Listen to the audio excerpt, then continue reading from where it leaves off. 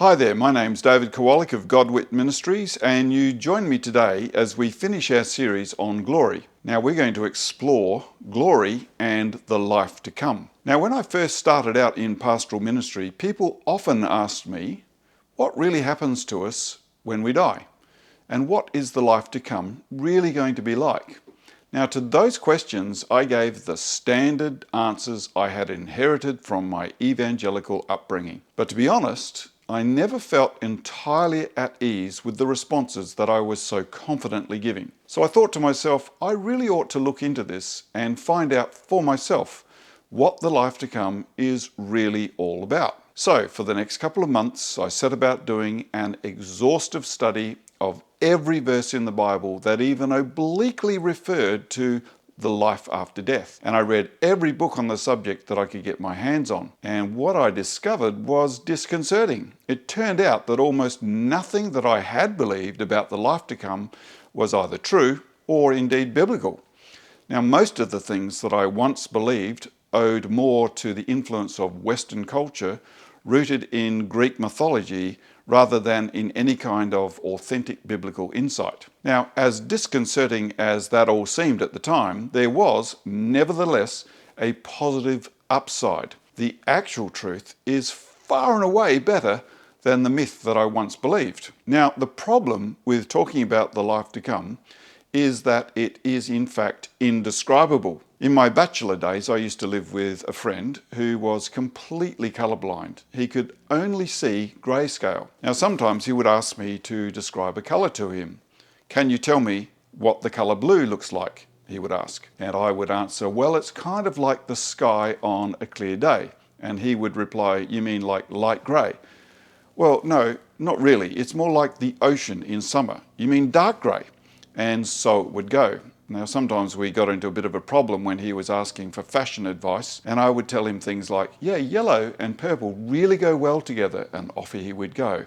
I have matured since that time and become a better person, but nonetheless it was a lot of fun. Now trying to talk about the life to come can be a bit like that, I'm afraid. Now interestingly, the Bible only uses metaphor and symbols to talk about the life to come. There are no literal descriptions of life after death anywhere in the scriptures, Old or New Testament. That might come as a bit of a surprise to you. Instead, what we have is a wonderful collection of metaphors and images.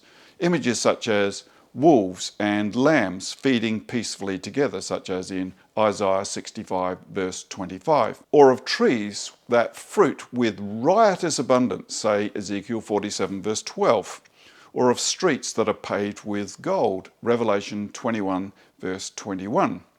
And there's many more besides, which we haven't got time to go into right now. But all of these are metaphors. And to be honest, I'm always a little bit suspicious of any highly detailed and realistic visions that people say they've had of things from beyond the grave. I prefer to say that the life to come will be as different from this life as a tree is from the seed that it comes from. So all we have in this life is the seed of glory by which to imagine the tree of glory that will one day emerge from it. This is the kind of thing that Paul writes about in 1 Corinthians 15 verse 37. So it's therefore beyond us to fully grasp the unspeakable nature of future glory. Nevertheless, the seed of glory that we have now and the experiences we have in this life has exactly the same DNA as the tree of glory that will one day emerge from it. This life and the life to come are therefore deeply connected, just as a tree is to its seed.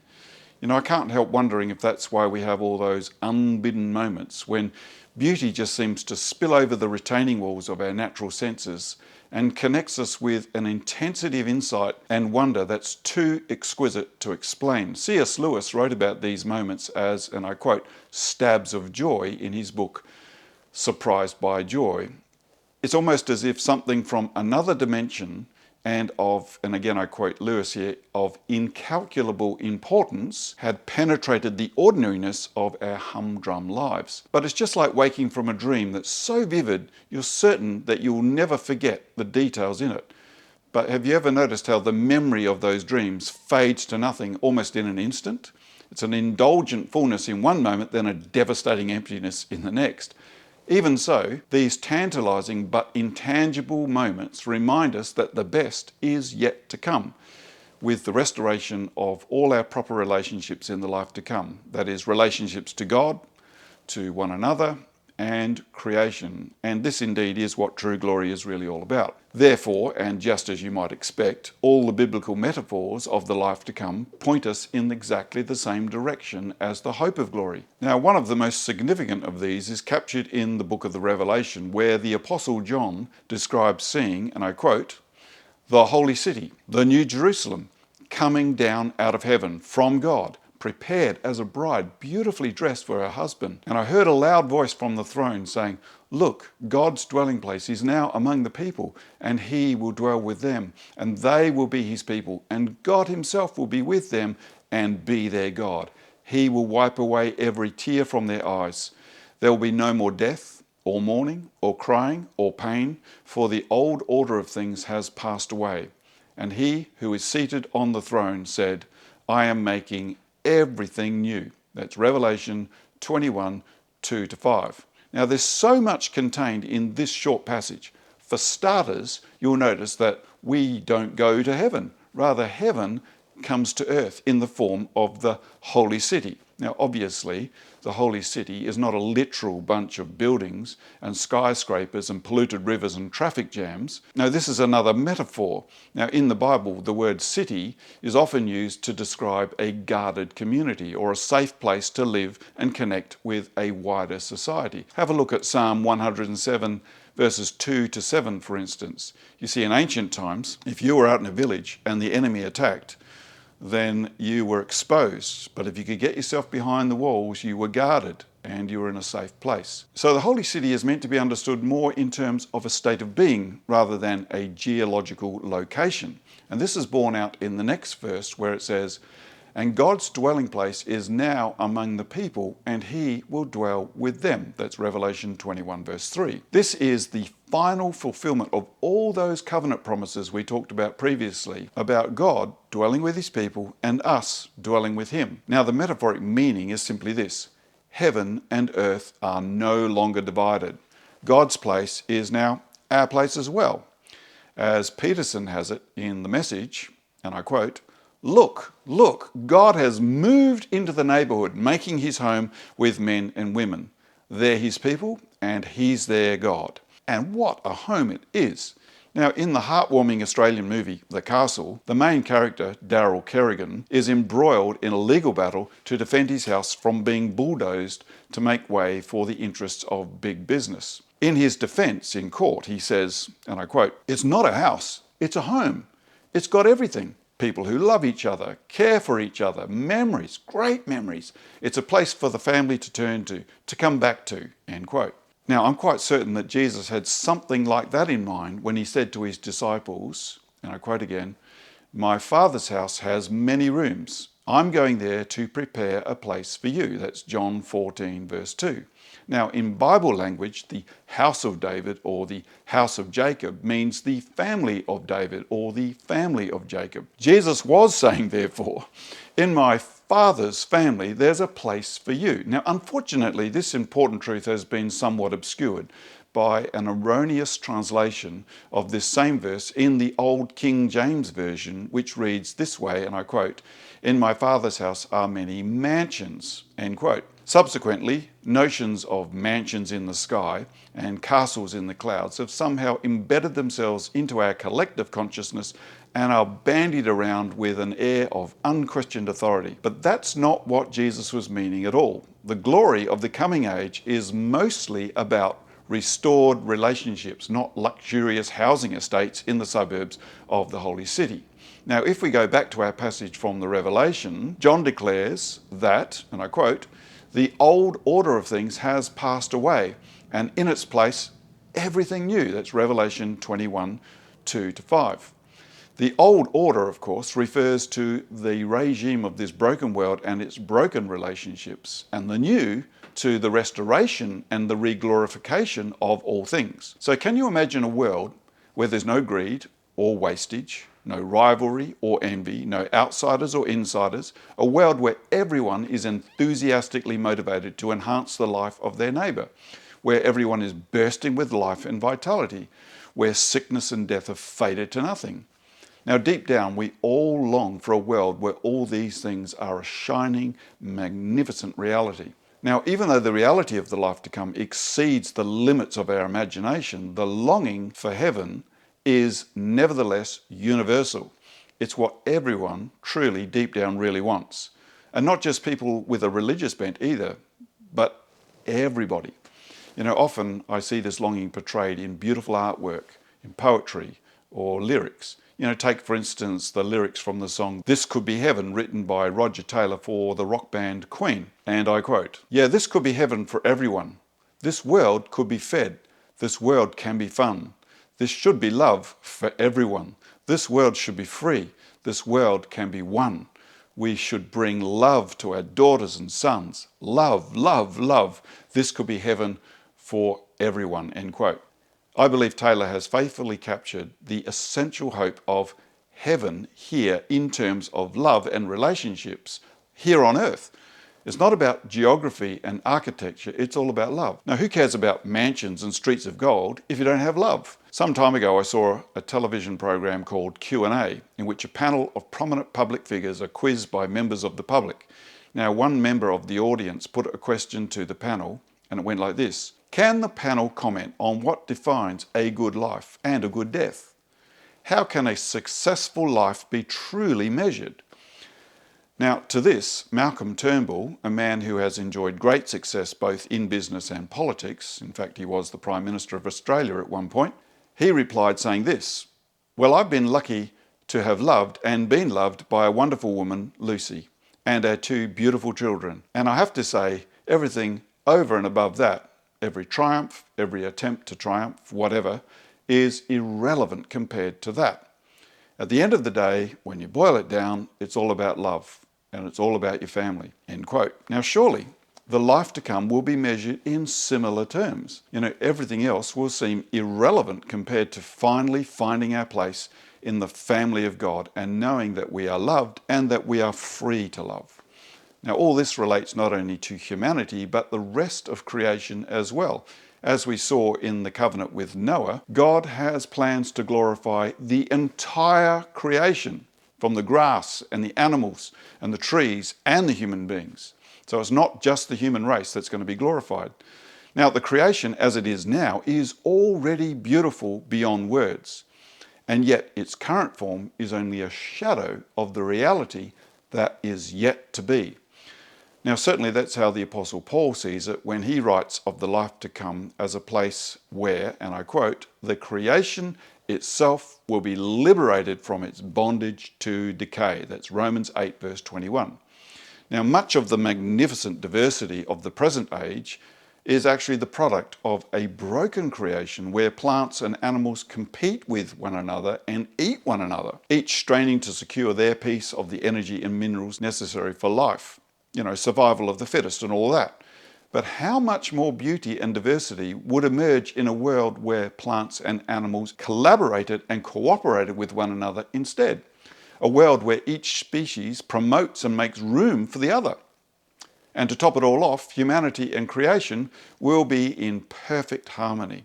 Now, just as creation was implicated in our fall, it will be even more wonderfully implicated in our glorification. As we've previously touched on in the writings of the Apostle Paul, the creation waits in eager expectation for the children of God to be revealed. That's Romans 8 verse 19. Because the creation will be liberated from its slavery to corruption into the freedom and the glory of the children of God. That's Romans 8 verse 21 again. So creation will have a share in the glorification of the children of God. You see, that's the great reversal of the glory that was lost in the fall of Adam and Eve. So for the creation, it will be the end of pollution and wasteful exploitation. And for us, it will mean no more disasters or disease or death. Now, what would a world where humanity glorifies creation and creation glorifies us actually look like, I wonder?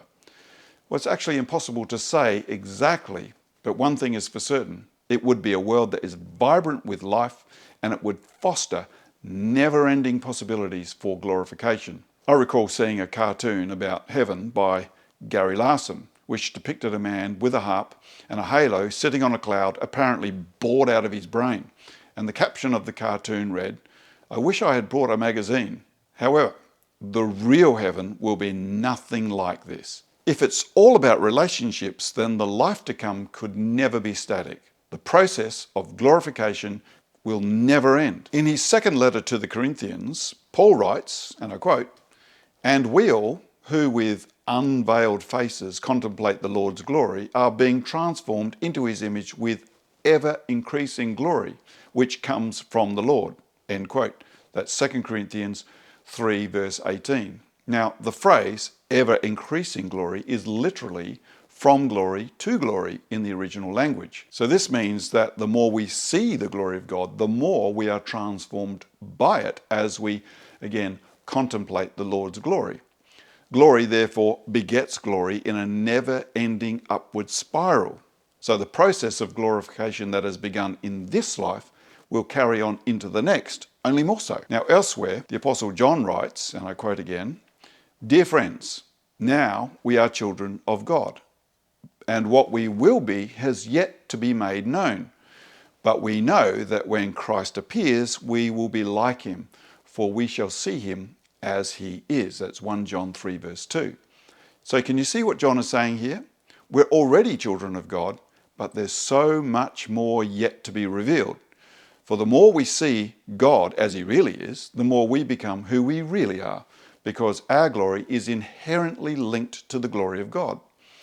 So we don't become less the closer we get to God, we actually become more. So just as the Father and the Son and the Holy Spirit are everlastingly defined by their mutual indwelling of one another, so too we will be defined more closely as we fall endlessly into the love of God. The more we see the glory of God, the more distinct and glorious that we end up becoming. But here's a question. Will we ever get to the end of knowing God or exhaust the depths of his glory? Well, of course not. As long as there is something new to know about God, then the life to come will just keep on getting deeper and better without end. Boredom isn't even a possibility. So heaven, therefore, can be defined as simply as this. It's seeing God and being seen by him. It's knowing God and being known by him. It's loving God and being loved by him. Now, in the Bible, to see the face of God, or to see anyone indeed, is akin to knowing them or being in their immediate presence, which is what the Apostle John is meaning when he goes on to write, and I quote, "The throne of God and of the Lamb will be in the city, and his servants will serve him, and they will see his face, and his name will be on their foreheads." That's recorded in Revelation 22, 3-4. Now, this is a beautiful metaphoric way of saying that we will know God and be known by him. So the more we see the glory of God, the more glorious we in turn become, which enables us to see him even more deeply, resulting in even more glory. And so it goes, forever and ever and ever. So little wonder then that John goes on to write, and I quote, "And he carried me away and showed me the holy city, Jerusalem, coming down out of heaven from God, and it shone with the glory of God, and its brilliance was like that of a very precious jewel." That's Revelation 21, 10-11. You see, this is our glorious inheritance, and it's just the beginning of a renewed vocation to rule and to reign with Christ as a royal priesthood, to become what we were originally intended to be, the promises that were made to Adam and Eve and all their descendants. So as we submit to the authority of Jesus as the true Christ, we are restored to our authority as the true family of God. And this, of course, is the final answer to the Lord's Prayer.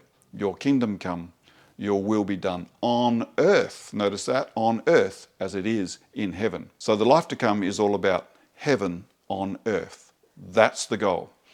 Now, don't forget to like and subscribe to this channel and to visit us at godwit.com.au for more information. Thanks for watching. See you in the next video.